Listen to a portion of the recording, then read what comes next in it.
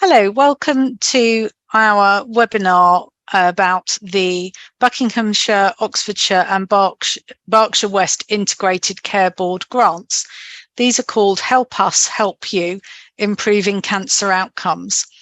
We're joined today by Ellen and Kate from the NHS, and they're going to introduce themselves to you now. Hi, I'm Ellen. I'm a Macmillan GP for Oxfordshire, and this is Kate. She will introduce herself. Hello, hi, my name is Kate and I'm the Assistant Project Manager for Cancer in Oxfordshire and Buckinghamshire. Thank you both. Ellen is going to talk to us about the projects and the programme that they are looking to fund and provide a little bit more information for you. Thank you. Yes. Hello and welcome to this workshop. We hope to provide you a bit extra information regarding the funding that's made available by the Integrated Care Board. We now have a much larger area that covers Buckinghamshire, Oxfordshire and Berkshire together. And yes, we have been lucky to provide some funding towards projects. And if I can see that on the screen, the projects that we're looking for to fund would be projects promoting innovative and creative solutions to sustainably improving cancer outcomes, and certainly with a focus on geographical areas and populations that have traditionally got a poorer health outcome, particularly in relation to cancer. So the focus of our projects that we like to fund is to include raising awareness of cancer symptoms, in particular looking at making people more aware of what are early signs of cancer, and to try and get them to present to their GPs at an earlier stage with their concerns about cancer symptoms, and to increase the number of patients from these areas that are attending for NHS screening programs, in particular for breast screening, cervical screening and bowel screening, and also focus on high-risk groups within our communities. So we're looking to raise awareness through, for instance, health educational events, outreach activities, and projects that help to improve communities with their internal communications. So if they have barriers down to, for instance, language, where English is not their first language, or they have a different cultural background, we would look towards improving communications in those groups.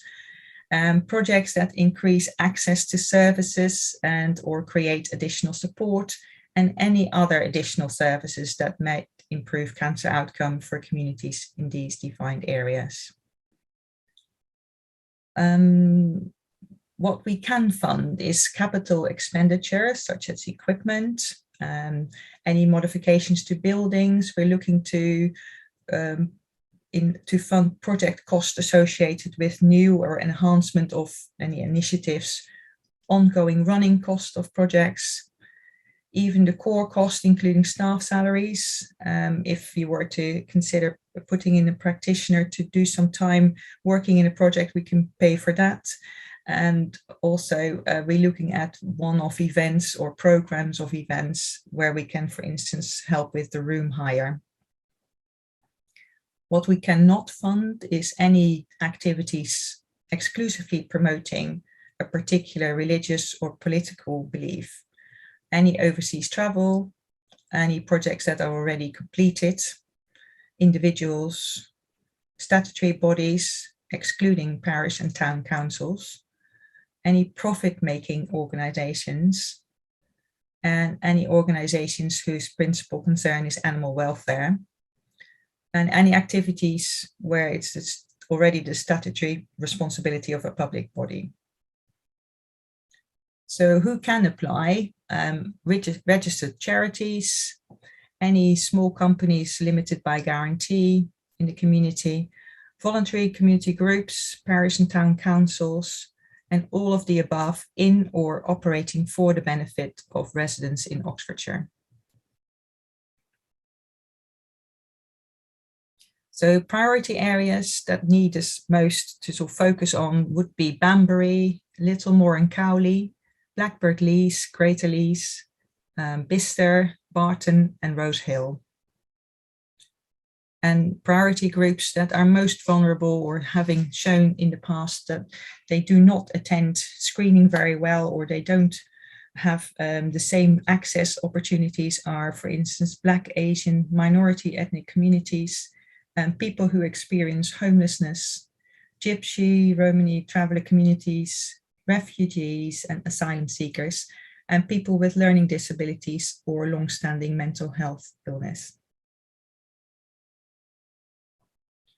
And we'll definitely look for priority to be given to organizations who can incorporate working together with NHS staff in their applications, and projects that will benefit the most vulnerable in our communities in the defined groups. So women, older people, all those with underlying morbidities. So how could your project help any of the following? We really looked at about sort of improving cancer outcome. And to start there, you look at what the risk factors are for cancer. And considering that about half of all cancers are preventable, we would want to empower people to know more about sort of healthy living, how they can reduce their risk by improving their diet, reduce the amount of people smoking, less alcohol, more exercise, and promoting healthier lifestyles so fewer people will get cancer. We're also looking at earlier diagnosis, so trying to get better awareness of symptoms, when to seek help, and catching cancer earlier will improve options for treatment and a better chance of survival. We've obviously seen a lot of these campaigns through the news, and the most recent sort of death of Dame Deborah Jones, and her podcast regarding bowel cancer, and it's made a real impact on how many people would come forward for treatment. So promotion of national screening programs, sorry Kate, that's the last one, just back for a second if that's okay. And also, yeah, the vaccination programs, including HPV for cervical cancer. If we can work on those to try and get an improved uptake, that would really help us and with our goals. So in terms of follow-up, we're looking for a 12-month cycle where we're trying to get the program up and running. After 3 months, we would have a checkup, and 6 months, 9 months, and a year. But I will leave that up a bit more to Annette to go through with the application process. But we're here to help and support you along the way. Thank you. Thank you, Ellen. That was really helpful. Can I just clarify with you? You mentioned the priority groups and the priority areas, but you would be willing to accept applications from people outside of those areas and groups as well, wouldn't you? Oh, absolutely. I think any initiative that's going to help to drive things forward, it will in the end also benefit the larger communities. So I think that is only a start. And yeah, I would hope that is definitely people trying to work towards improving cancer outcomes. We would definitely consider that. That's great. Thank you very much. I'm now going to share my screen and talk a little bit about the application form that we have available.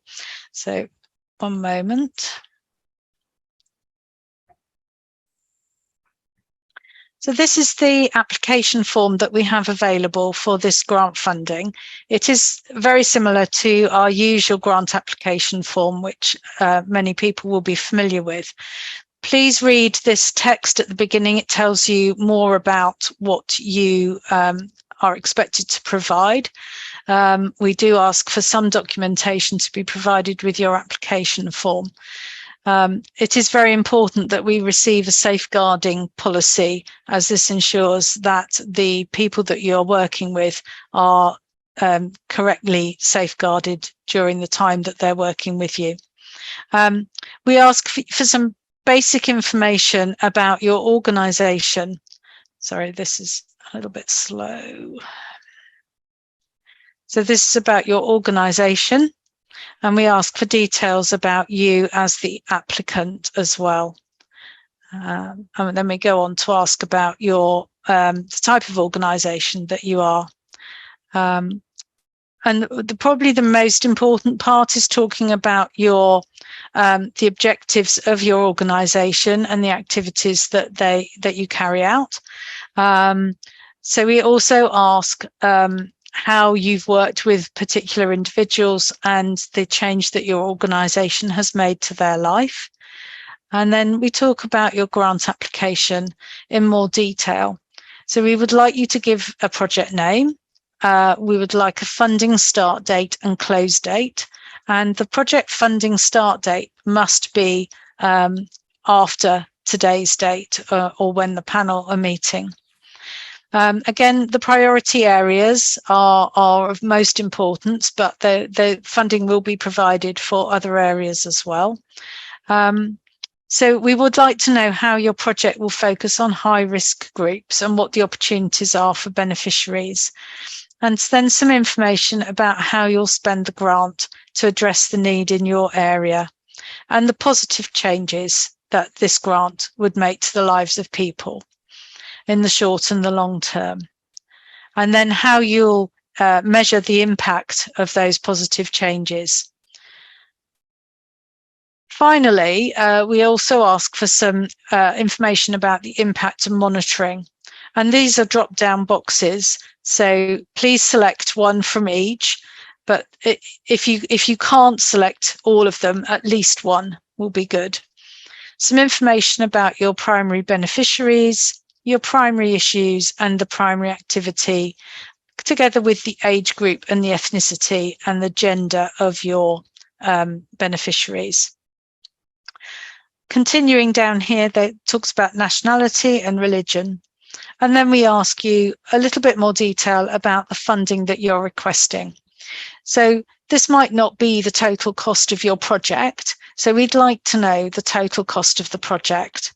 And if you've raised some money already, so how much has been raised.